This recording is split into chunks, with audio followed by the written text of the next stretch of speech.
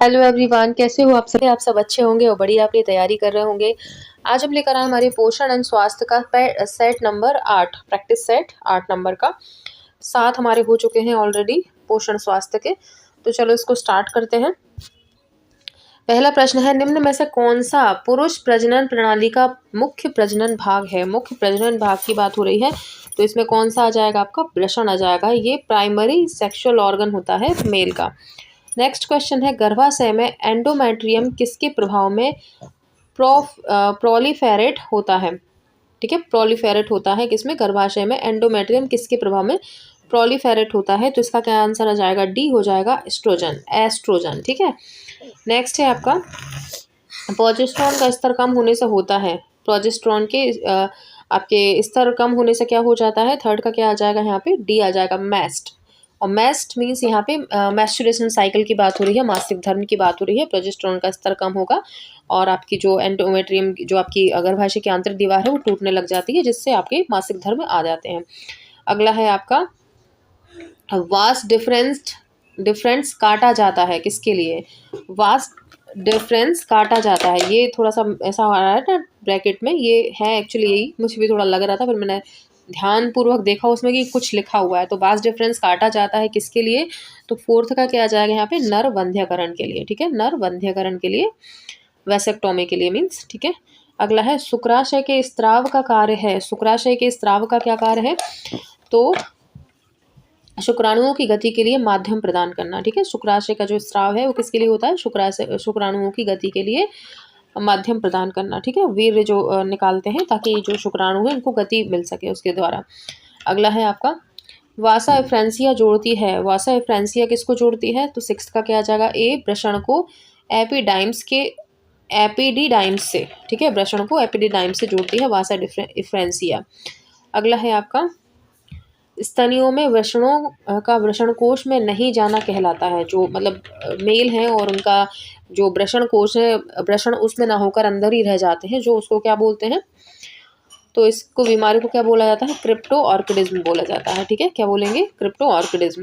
Next है आपका 8 number का क्वेश्चन, शुक्राशय की नलिका एवं मूत्र वाहिनी के संयोजन से बनी उभयनिष्ठ नलिका क्या कहलाती है? शुक्राशय की नलिका और शुक्र वाहिनी के संयोजन से बनी उभयनिष्ठ, दोनों मतलब दोनों उसके मिलने से जो नलिका बनती है उसको क्या बोलते हैं? तो क्या हो जाएगा 8 नंबर का क्वेश्चन? सी, स्वखलन नलिका। क्या बोलेंगे इसको? स्वखलन नलिका। नेक्स्ट है आपकी, किस माध्यम में वृषण कोश उदरीय गुहा से संबंधित रहती है? किस माध्यम में? ठीक है, किस माध्यम में वृषण कोश जो है उदरी गुहा से संबंधित रहती है? तो 9th का क्या आ जाएगा यहाँ पे? बी आ जाएगा। और बी के लिए चलेंगे हम ऊपर, जो है आपका इंगवाइनल नाल। क्या हो जाएगा? इंगवाइनल नाल। नेक्स्ट है, ट्यूनिका एल्बुजिनिया किसके चारों ओर का आवरण है? ट्यूनिका एल्बुजिनिया किसके चारों ओर का आवरण है? तो 10th का हो जाएगा बी, वृषण का। वृषण का ट्यूनिका एल्बुजिनिया चारों ओर का आवरण है वृषण। ठीक है, वृषण को चारों ओर से कवर करती है ट्यूनिका एल्बुजिनिया। नेक्स्ट है, मानव वृषण की कार्यात्मक इकाइयां हैं। मानव वृषण की कार्यात्मक इकाइयां क्या है? 11वें का क्या हो जाएगा? सी, शुक्रजनन नलिकाएं। शुक्रजनन नलिका। शिशन में मूत्र मार्ग किससे होकर गुजरता है? मूत्र मार्ग जो है शिशन में किससे होकर गुजरता है? तो यहाँ पे आ जाएगा कार्पस स्पोजियोसम। कार्पस स्पोजियोसम। ठीक है, ये आ जाएगा इसका आंसर। नेक्स्ट है, शुक्र जनन नलिकाएं किससे बनी होती हैं? शुक्र जनन जो नलिकाएं हैं वो किससे बनी होती हैं? तो 13 का क्या आ जाएगा यहाँ पे? डी आ जाएगा, जननिक उपकला से। जननिक उपकला। ठीक है। नेक्स्ट है, मानव में वृषण कहाँ स्थित होते हैं? तो मानव में जो वृषण है वो कहाँ होंगे? अतिरिक्त उदरी गुहा में। अतिरिक्त उदरी गुहा में मानव वृषण स्थित होते हैं। नेक्स्ट है, सस्टेंटाकुलर कोशिकाएं पाई जाती हैं। सस्टेंटाकुलर कोशिकाएं कहाँ पाई जाती हैं? तो 15 का क्या आ जाएगा यहाँ पर? ए आ जाएगा, स्तनीय वृषण में। स्तनीय वृषण में। नेक्स्ट है, शिशन में इरेक्टाइल ऊतक के बने पूल हैं। शिशन में इरेक्टाइल ऊतक के बने पूल हैं, तो क्या है वो? 16 का सी आ जाएगा, दोनों, यानी कार्पस कैवनोसा और कार्पस स्पोजियोसम, दोनों ही। नेक्स्ट है 17 नंबर का क्वेश्चन जो है ऊपर, शिशन मुंड किससे आवृत रहता है? शिशन मुंड जो है किससे आवृत होता है? 17 का जाएगा बी, प्रिप्यूस से। प्रिप्यूस। ठीक है, शिशन मुंड किससे ढका होता है? आपके प्रिप्यूस से। नेक्स्ट है मानव में वृषण कोश किस मार्ग से उदरी गुहा से संबंधित रहते हैं। मानव में वृषण कोश जो होते हैं किस मार्ग से उदरी गुहा से संबंधित रहते हैं। कौन सी वो नलिका है जो उदरी गुहा और वृषण कोश में मतलब दोनों को कनेक्ट करती है। तो क्या आ जाएगा यहाँ पे 18 का आ जाएगा ए इग्वाइनल नाल। कौन सी? इग्वाइनल नाल। ठीक है। नेक्स्ट है 19 स्तनियों में वृषण कोशों में रहते हैं, इसका कारण है। स्तनियों में जो वृषण है वो वृषण कोशों में रहते हैं, इसका कारण क्या है। तो 19 का क्या आ जाएगा यहाँ पर, डी आ जाएगा, निम्न तापमान की आवश्यकता। जो पता ही होगा आप लोगों को, शुक्राणुओं का जो निर्माण है वो हमारे शरीर के तापमान से 2 डिग्री कम मांगता है शुक्राणु के निर्माण के लिए, है ना। तो इसलिए उसको शरीर से बाहर एक थैलीनुमा संरचना में रखा जाता है ताकि शरीर की ज़्यादा गर्मी से वो प्रभावित ना हो, है ना, बाहर इसलिए होता है वो। आगे देखेंगे 20 नंबर का। निम्नलिखित कथनों को पढ़िए। निम्नलिखित कथनों को पढ़कर फिर हमको आंसर देना है। यह युग्मित संरचना है, यह नर मूत्र मार्ग के पार्श्व पर स्थित है, यह शिशन के स्नेहक में सहायता करती है। तो वो इनमें से कौन सी चीज़ है ना। तो उपरोक्त कथनों में यह कौन सी संरचना है, तो इसको क्या बोलेंगे, 20 का आ जाएगा सी बार्थोनिल ग्रंथि। ठीक है, बार्थोनिल ग्रंथि जो कि स्नेहक का काम करती है और युग्मित संरचना है। यह नर मूत्र मार्ग के पार्श्व भाग पर स्थित होती है और शिशन के स्नेहक का काम करती है। लेडीज और जेंट्स दोनों में बार्थोनिल ग्रंथियां पाई जाती हैं। ठीक है। अगला है लैंडिंग की कोशिकाएं कहाँ स्थित होती हैं। तो लैंडिंग की कोशिकाएं जो होती हैं 21 का क्या हो जाएगा यहाँ पर, सी वृषण में। ठीक है, लैंडिंग की कोशिकाएं कहाँ होती हैं, वृषण में पाई जाती हैं। नेक्स्ट है स्तनियों में पीला कार्पस ल्यूटियम होता है। स्तनियों में पीला कार्पस ल्यूटियम होता है, कहाँ होता है, 22 का आ जाएगा डी अंडाशय में प्रोजेस्टेरोन के स्त्रावण के लिए। ठीक है, पीला कार्पस कहाँ पर होता है, आपके अंडाशय में प्रोजेस्टेरोन के स्त्रावण के लिए होता है। नेक्स्ट है 23 शुक्राशय किसके मध्य में पाया जाता है। शुक्राशय जो होता है किसके मध्य में पाया जाता है। तो 23 का यहाँ पे क्या हो जाएगा, बी प्रोस्टेट एवं शुक्रवाहिनी। ठीक है, प्रोस्टेट जो ग्लैंड है और शुक्रवाहिनी जो है इसके मध्य में क्या पाया जाता है, आपके शुक्राशय पाया जाता है। शुक्र जनन में नलिकाएं पाई जाती हैं। शुक्र जनन में जो नलिकाएं हैं वो पाई जाती हैं कहाँ, तो वो आएंगी आपके वृषण में। ठीक है, शुक्र जनन में नलिकाएं कहाँ पाई जाती हैं, वृषण में। अगला है किसके स्रावण से फ्रक्टोज शर्करा पाई जाती है। किसके स्रावण में फ्रक्टोज शर्करा पाई जाती है। तो 25 का क्या हो जाएगा, ए आपके शुक्राशय। ठीक है, अगला है हमारा वैसेक्टोमी नसबंदी के बाद क्या घटित होता है। तो क्या हो जाएगा यहाँ पे 26 का डी हो जाएगा, शुक्राणु सीमन से धीरे धीरे गायब हो जाएंगे। वीर्य से शुक्राणु क्या है, धीरे धीरे गायब हो जाएंगे। अगला है यह नर जनन तंत्र का आरेखीय दृश्य है, इसमें उस सह नलिका का चयन करें जो शुक्राशयी नलिका व शुक्रवाहिनी के संयुक्त होने से निर्मित होती है। ठीक है, यह नर जनन तंत्र का आरेखीय दृश्य है। ठीक है, नर जनन तंत्र का आरेखीय दृश्य है, इसमें उस सह नलिका का चयन करें शुक्राणु नलिका व शुक्रवाहिनी के संयुक्त होने से निर्मित होती है। मतलब शुक्रवाहिनी नलिका और आपकी शुक्रवाहिनी के दोनों के मिलने से निर्मित होती है, उसे क्या बोलते हैं। तो 27 का क्या हो जाएगा, ए आपका शुक्राशय। ठीक है, इसमें शुक्राशय नलिका और शुक्रवाहिनी दोनों के मिलने से आपका शुक्राशय का निर्माण होगा। अगला है वृषण कोश का ताप उदर गुहा से कितना कम होता है। जो वृषण कोश है उसका ताप उदर गुहा से कितना कम होता है। तो 28 का यहाँ पर क्या हो जाएगा, सी हो जाएगा। यहाँ पे 3 डिग्री माना है, वैसे 2, 2.5, 3 ऑलमोस्ट राउंड फिगर में दे दिया उन्होंने, वैसे 2 से 3 में इतना ही तापमान रहता है।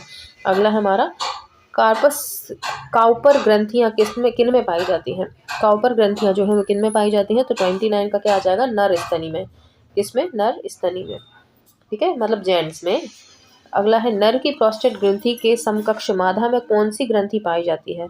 नर की प्रोस्टेट ग्रंथि के समकक्ष मादा में कौन सी ग्रंथि पाई जाती है। और 30 का हो जाएगा डी स्कैने की ग्रंथि। स्कैने की ग्रंथि। अगला है शुक्र जनन नलिकाओं का बाहरी आवरण रेशेदार योजी ऊतक का बना होता है जिसे कहते हैं। ठीक है, रेशेदार योजी ऊतक का बना होता है शुक्र जनन नलिका का बाहरी आवरण, उसे क्या बोलते हैं। तो 31 का क्या हो जाएगा, ए उसे ट्यूनिका प्रोपरिया कहते हैं। ट्यूनिका प्रोपरिया बोला जाता है। इसके बाद अगला है निम्नलिखित में से किसके स्रावण में फ्रक्टोज, कैल्शियम और कुछ एंजाइम्स होते हैं। तो किस में होते हैं ये, 32 का क्या आ जाएगा, सी आ जाएगा। और सी है हमारे ऊपर जिसमें फ्रक्टोज, कैल्शियम और कुछ एंजाइम्स होते हैं। तो वो क्या है, नर सहायक जनन ग्रंथियाँ। क्या है, नर सहायक जनन ग्रंथियाँ। मनुष्य में नर जनन तंत्र की कौन सी ग्रंथि अयुग्मित होती है? मनुष्य नर जनन तंत्र की कौन सी नलिका अयुग्मित होती है? तो 33 का क्या आ जाएगा? सी आ जाएगा, प्रोस्टेट ग्रंथि। ये कैसी होती है? अयुग्मित होती है। अगला है, अयुग्मित से मतलब है किसी से मिलकर जो बनी है, ठीक है। अगला है, स्तनधारियों में शुक्राणु होना चाहिए था, शुक्राणु दिया हुआ है। तो स्तनधारियों में शुक्राणुओं का परिपक्वन किस तापक्रम पर होता है? ठीक है, शुक्राणुओं का परिपक्वन किस अवस्था में, किस तापक्रम पर होता है? तो 34 का क्या आ जाएगा यहाँ पर? सी, शरीर से कम। अभी अपन ने देखा था शरीर से कम, इसमें 3 दिया हुआ है, ठीक है। और इसका है सरकमशन प्रक्रम है किसका? 35 का क्या आ जाएगा? सी आ जाएगा, शिशन मुंड की गतिशील त्वचा प्रिप्यूस को हटाना। क्या करना? शिशन मुंड की गतिशील त्वचा प्रिप्यूस को हटाना, ठीक है। अगला है, प्रोस्टेट ग्रंथि किसके लिए स्रावन उत्पन्न करती है? प्रोस्टेट ग्रंथि किसके लिए स्रावन उपलब्ध करती है? तो बी आ जाएगा, शुक्राणु की क्रिया को बढ़ाने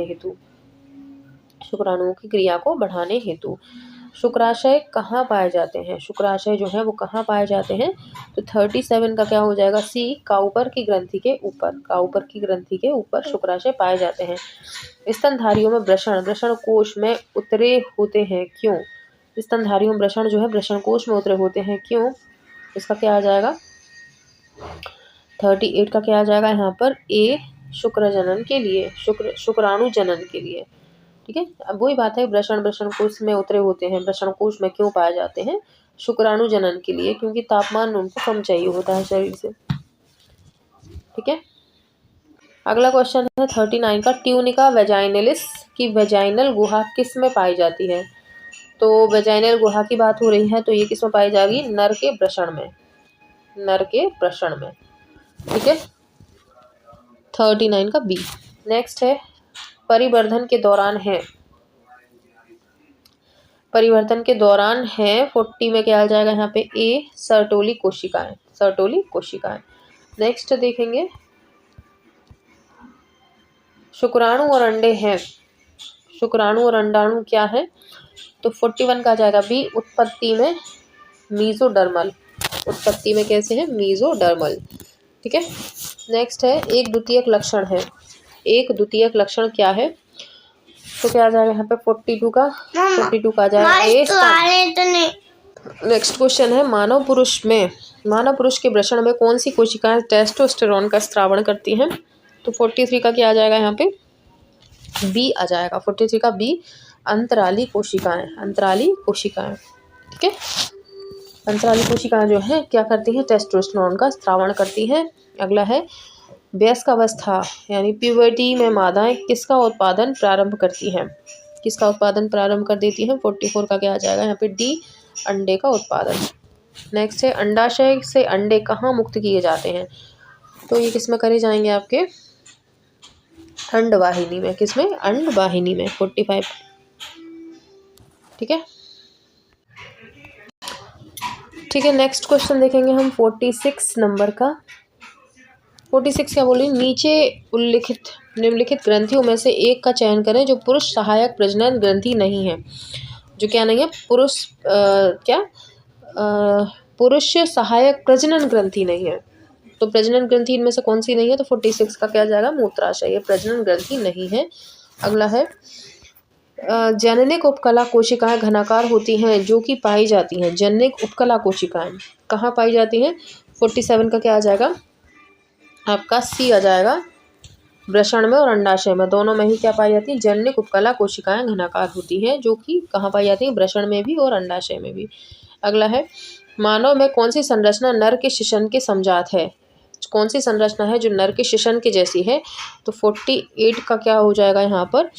आपका डी आ जाएगा, क्लाइटोरिस जो है नर के शिशन के समजात है। अगला है, मादाओं में वयस्कावस्था यानी प्यूबर्टी किस उम्र में होती है? किस उम्र में जो है उनकी क्या होती है? प्यूबर्टी यानी वयस्क अवस्था मानी जाएगी। तो 49 का क्या आ जाएगा? बी, 11 से 14 वर्ष, ठीक है। 11 से 14 वर्ष मानी जाएगी। नेक्स्ट पेज पर चलेंगे, 50 से स्टार्ट है जो।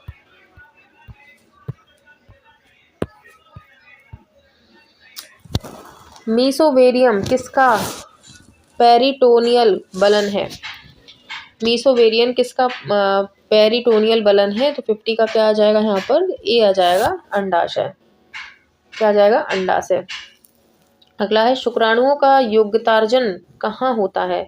शुक्राणुओं का योग्यतार्जन कहाँ होता है? तो 51 का क्या आ जाएगा? सी, योनि। ठीक है। अगला है अंडाशय में पुटिकाओं या अंडों के नष्ट होने की प्रक्रिया कहलाती है। अंडाशय की पुटिकाओं में अंडे नष्ट हो जाते हैं तो उसको क्या बोलते हैं? 52 का क्या आ जाएगा? बी, एट्रेशिया। अंडाशय का केंद्रीय स्ट्रोमा किससे बना होता है? अंडाशय का केंद्रीय स्ट्रोमा जो है वो किससे बना होता है? 53 का आ जाएगा ए, रेशेदार संयोजी ऊतक से। अगला है एंडोमेट्रियम किसको रेखित करती है? एंडोमेट्रियम जो है किसको रेखित करती है? 54 का क्या आ जाएगा? सी आ जाएगा, गर्भाशय। ठीक है। एंडोमेट्रियम किसको रेखित करती है? गर्भाशय को। अगला है क्लाइटोरिस किसके ऊपरी मिलन पर उपस्थित होती है? क्लाइटोरिस किसके ऊपरी मिलन पर उपस्थित होती है? तो 55 का आ जाएगा डी, लघु भगोष्ठ। ठीक है, लघु भगोष्ठ। नेक्स्ट क्वेश्चन हमारा 56 नंबर का, जिसमें बोला गया है निम्न में से कौन वाल्वा से संबंधित नहीं है? कौन है जो वाल्वा से संबंधित नहीं है? तो 56 का क्या हो जाएगा आपका? एपिडिडाइमिस जो है आपका वाल्वा से संबंधित नहीं है। क्या नहीं है? एपिडिडाइमिस। ठीक है। नेक्स्ट है अंडाशयी पुटिकाएं उपस्थित होती हैं। अंडाशयी कोशिकाएं कहाँ उपस्थित होती हैं? तो यह जाएगा आपका वलकुट में। ठीक है, कहाँ पे? वलकुट में। नेक्स्ट है विभेदन के दौरान स्पर्मेटिड्स पोषण हेतु किसमें संयोजित रहते हैं? विभेदन के दौरान स्पर्मेटिड्स पोषण हेतु किसमें संयोजित रहते हैं? तो 58 का क्या आ जाएगा यहाँ पे? 58 का जो आंसर है ये आ जाएगा आपका डी, सर्टोली कोशिकाएं। ठीक है। नेक्स्ट है 59, युग्मक जनन में हास विभाजन किस अवस्था में होता है? युग्मक जनन में हास विभाजन किस अवस्था में होता है? तो 59 का हो जाएगा सी, प्रथम परिपक्वन प्रावस्था में। नेक्स्ट है 60, द्वितीयक परिपक्वन विभाजन के दौरान कौन सा विभाजन होता है? द्वितीयक परिपक्वन विभाजन के दौरान कौन सा विभाजन होता है? तो 60 का यहाँ पे क्या आ जाएगा? बी आ जाएगा, 60 का बी। ठीक है, समीकरणीय विभाजन। अगला है शुक्राणु का वृषण से मुक्त होना कहलाता है। शुक्राणु का वृषण से मुक्त होना क्या कहलाता है? 61 का हो जाएगा आपका बी, सेमिनेशन। क्या कहलाएगा? सेमिनेशन। ठीक है। नेक्स्ट है शुक्र जनन के समय सबसे लंबी प्रवस्था होती है। शुक्र जनन के समय सबसे लंबी प्रवस्था कौन सी होती है? तो इसका आ जाएगा सी, परिपक्वन प्रवस्था। ठीक है, शुक्र जनन के समय सबसे लंबी प्रवस्था परिपक्वन प्रवस्था। एक प्राथमिक स्पर्मेटोसाइट से शुक्राणु जनन में कितने शुक्राणु बनते हैं? तो 63 का क्या आ जाएगा? 4 बनते हैं। ठीक है, कितने? 4 बनते हैं। एक प्राथमिक स्पर्मेटोसाइट से शुक्राणु जनन में 4 शुक्राणु बनते हैं। मानव शुक्राणु किसके द्वारा खोजा गया है? तो मानव जो शुक्राणु है ये आपके 64 का ल्यूवेनहॉक हो जाएगा। ल्यूवेनहॉक ने मानव शुक्राणु की खोज की है। अगला है शुक्राणु का निम्न में से कौन सा भाग सेंट्रियोल से निकलता है? ठीक है, मानव शुक्राणु का निम्न में से कौन सा भाग जो है वो सेंट्रियोल से निकलता है? तो 65 का क्या हो जाएगा? डी, पूंछ। ठीक है, पूंछ। शुक्राणु का कौन सा भाग ऊर्जा ग्रह कहलाता है? शुक्राणु का कौन सा भाग है जो ऊर्जा ग्रह कहलाएगा? तो ये मध्य भाग कहलाएगा, ऊर्जा ग्रह। अगला है मानव शुक्राणु का कौन सा भाग अंडे में प्रवेश करता है? तो 67 का हो जाएगा, एक मिनट क्या था इसमें, सॉरी। मानव शुक्राणु का कौन सा भाग अंडे में प्रवेश करता है? तो मानव शुक्राणु का जो है एक्रोसोम, सॉरी केवल सिर जो है वो आपके अंडाणु में प्रवेश करता है। अगला है एक्रोसोम तथा केंद्रक के मध्य स्थित रिक्त स्थान को कहते हैं। एक्रोसोम तथा केंद्रक के मध्य स्थित रिक्त स्थान को कहते हैं। तो क्या बोलते हैं इसको? 68 का आ जाएगा बी, परफोरेटोरियम। ठीक है, अगला एक सेकंड। तो 69 क्या है? परिपक्व शुक्राणु के सिर में कोशिका द्रव्य की मात्रा होती है। तो क्या होती है इसमें मात्रा? 69 का आ जाएगा बहुत कम मात्रा में उपस्थित। क्या आ जाएगा, बहुत कम मात्रा में उपस्थित। नेक्स्ट क्वेश्चन है 70, एक प्राथमिक शुक्र कोशिका से कितने शुक्राणु बनते हैं? एक प्राथमिक शुक्र कोशिका से कितने शुक्राणु बनते हैं?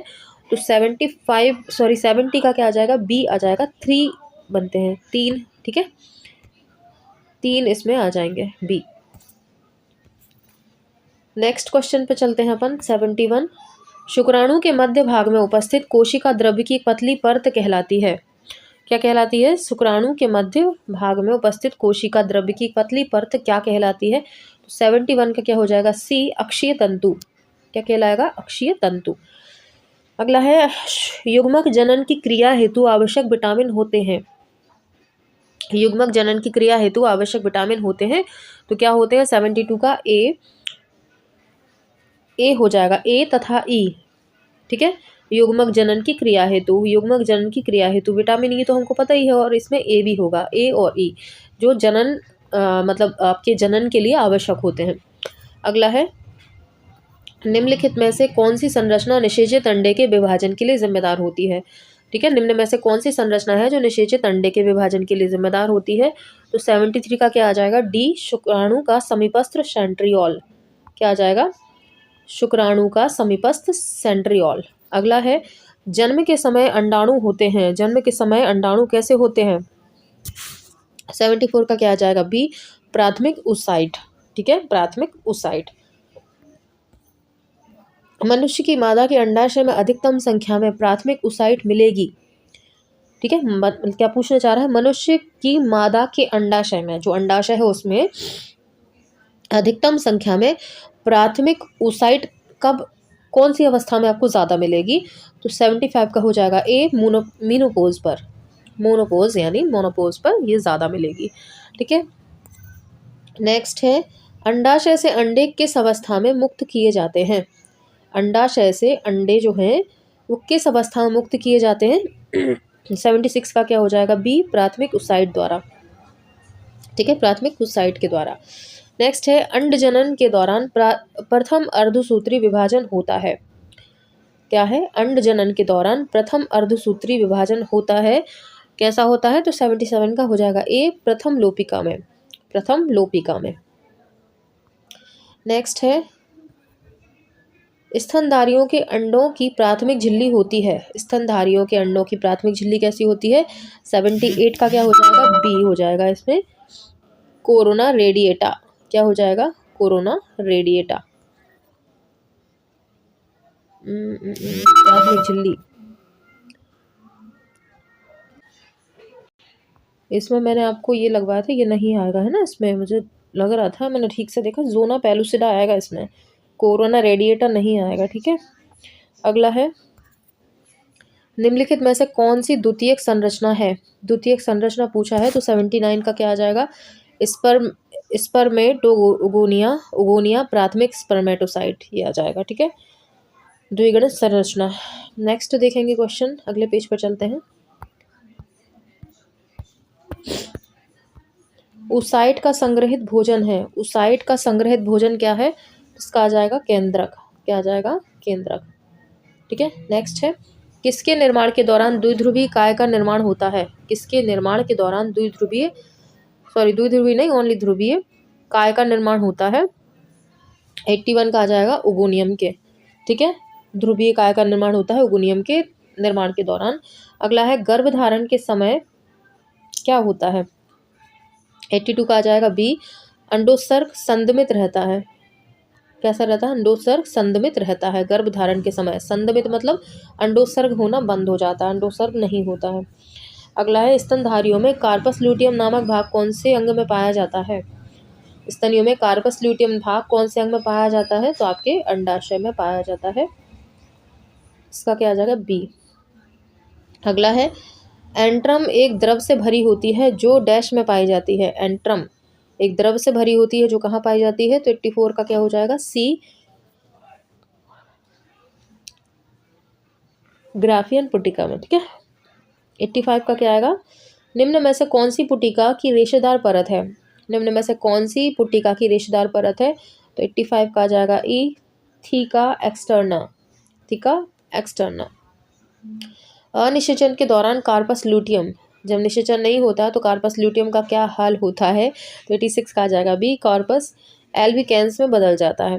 कार्पस एल्बिकेंस में बदलना शुरू हो जाता है। नेक्स्ट देखेंगे, ल्यूटीन कोशिकाएं कहाँ पाई जाती हैं? तो ल्यूटीन जो कोशिकाएं हैं वो कार्पस ल्यूटियम में पाई जाती हैं, सी। अगला देखेंगे, स्तनी पुटिका का वर्णन सर्वप्रथम किसने दिया? स्तनी पुटिका का वर्णन सर्वप्रथम किसने दिया? तो 88 का क्या आ जाएगा? बी, आर डी ग्राफ ने, आर डी ग्राफ। नेक्स्ट है कार्पस ल्यूटियम है यार, कार्पस ल्यूटियम क्या है? तो 89 का जाएगा बी, अंत।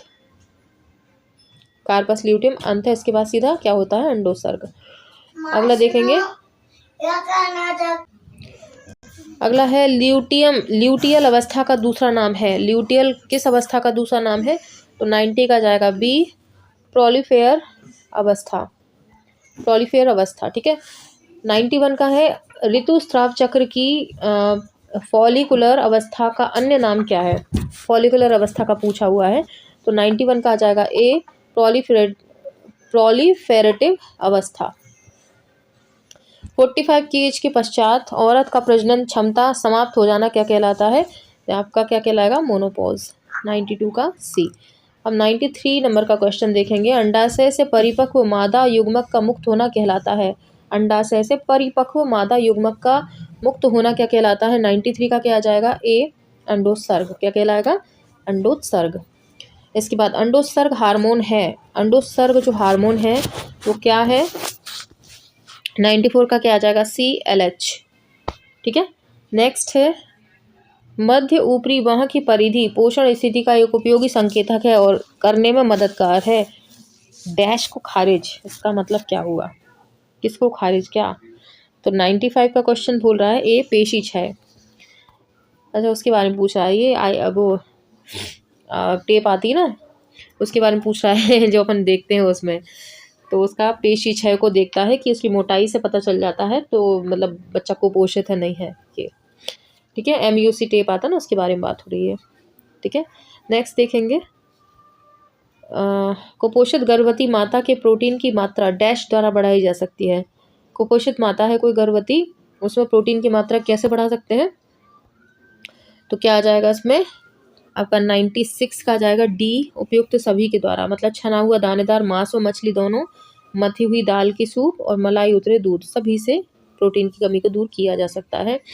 अगला है 97, वह प्रक्रिया जिसके द्वारा व्यक्ति का प्रतिरक्षा तंत्र यानी इम्यूनिटी छोड़ो नामक एजेंट के विरुद्ध दृढ़ीकृत हो जाता है कहलाती है। किसके द्वारा दृढ़ीकृत, मतलब इम्यूनिटी पावर बढ़ जाती है कुल मिला के, किसके द्वारा? तो 97 का क्या आ जाएगा यहाँ पे? सी, प्रतिरक्षीकरण के द्वारा, टीकाकरण के द्वारा, ठीक है। अगला है, अनाजों में किस अमीनो अम्ल की कमी होती है? अनाज जो होती है इसमें किस अमीनो अम्ल की कमी होती है? तो 98 का आ जाएगा सी, लाइसिन की कमी होती है, ठीक है। अगला है, कौन सा वैक्सीन गर्भावस्था में निषिद्ध है? तो कौन सा है वो? सी आ जाएगा 99 का, रूबेला। क्या आ जाएगा? रूबेला, ठीक है। नेक्स्ट देखेंगे, रिंगर लैक्टेट में पोटेशियम मिलीमोल प्रति लीटर होता है। रिंगर लैक्टेट में कितना? 100 का क्या आ जाएगा? सी आ जाएगा 4, ठीक है। तो ये 100 क्वेश्चन हमारे हो चुके हैं और बड़ी स्पीड में हो चुके हैं अपने क्वेश्चंस, ठीक है। तो उम्मीद है आपको अच्छे लगे होंगे, अच्छे लगे हो तो वीडियो को ज़रूर से लाइक कीजिएगा। और प्रैक्टिस सेट 3-4 दिन में आ पाया, उसके पीछे के कुछ रीज़न्स हैं। कल तो पता है कुछ गड़बड़ हो गया था, वीडियो हाफ बन गया था, मगर कुछ प्रॉब्लम के कारण उसको हटाना पड़ा, थोड़ा सा गलत हो गया था वो, और फिर दोबारा बनाने का टाइम नहीं मिल पाया। तो आज मैंने जल्दी से बना लिया इसको और प्रॉपर चेक करके तो आप लोगों के सामने पेश हो गया है ये। अच्छा लगा हो, मेहनत अच्छी लग रही हो आपको तो लाइक से ज़रूर कीजिएगा, शेयर कीजिएगा और कमेंट भी ज़रूर करना, थोड़ी एनर्जी बूस्ट हो जाती है आप लोगों के कमेंट सुन के, ठीक है। तो कमेंट भी करते रहिएगा और आप व्हाट्सएप लिंक से ज़रूर से जुड़ाइएगा ताकि आपको जो है कंटेंट भी वहाँ से मिलता रहे, कुछ इन्फॉर्मेशन होती है वो भी मैं डालती रहती हूँ, तो आप व्हाट्सएप ग्रुप भी ज्वाइन कर लीजिएगा। इसके अलावा आप पेड जो प्रैक्टिस सेट है वो भी ले सकते हो, पर डे 150 क्वेश्चंस आपको दिए जाते हैं प्रैक्टिस के लिए, जिससे आप टॉपिक वाइज अपना सारा सिलेबस MCQ के थ्रू बिल्कुल कंप्लीट कर सकते हो। एक एक पॉइंट को हम लोग उसमें इंक्लूड कर रहे हैं कि आपको 150 जो क्वेश्चन दिए जा रहे हैं उसमें सारे जो पॉइंट्स हैं एग्ज़ाम की दृष्टि से वो कवर हो जाएँ। और इंटरेस्ट आता है MCQ से, जब आप पढ़ते हो ना तो एक इंटरेस्ट आता है पढ़ाई में। बुक में शायद से कहते हैं ना, कई लोगों को नींद आने लग जाती है, तो वो प्रॉब्लम नहीं होगी। फ़ोन में अगर आपको प्रॉपर डेटा मिल जाता है वो भी MCQ के थ्रू, तो आसानी से आपको ईज़ी पड़ जाता है और बोरियत नहीं होती और आप अच्छा खासा कवर कर लेते हो। तो अगर आप वहाँ से भी जुड़ना चाहो तो जुड़ सकते हो। उसके लिए वही करना है, व्हाट्सएप ग्रुप से लिंक हुई है आपको डिस्क्रिप्शन, वहाँ से आप व्हाट्सएप के थ्रू जॉइन हो सकते हो और उसी में आपको मेरा नंबर दिखेगा, वहाँ से आप मुझे पर्सनली मैसेज कर कर आप पेड कोर्स के लिए भी बोल सकते हैं, तो वहाँ से आपको ऐड कर लिया जाएगा। ठीक है, 199 ओनली अमाउंट है, जिसमें आपको 150 क्वेश्चन पर डे दिए जाएंगे और एग्ज़ाम टाइम तक आपकी तैयारी बहुत अच्छी हो जाएगी, जिसमें आपके क्वेश्चन बाहर जाने की कोई संभावना नहीं होगी। ठीक है, तो ये आपके लिए इन्फॉर्मेशन थी। अब इसी के साथ आज की वीडियो को यहीं एंड करते हैं। मिलते हैं आपसे अगली वीडियो में, तब तक के लिए बाय।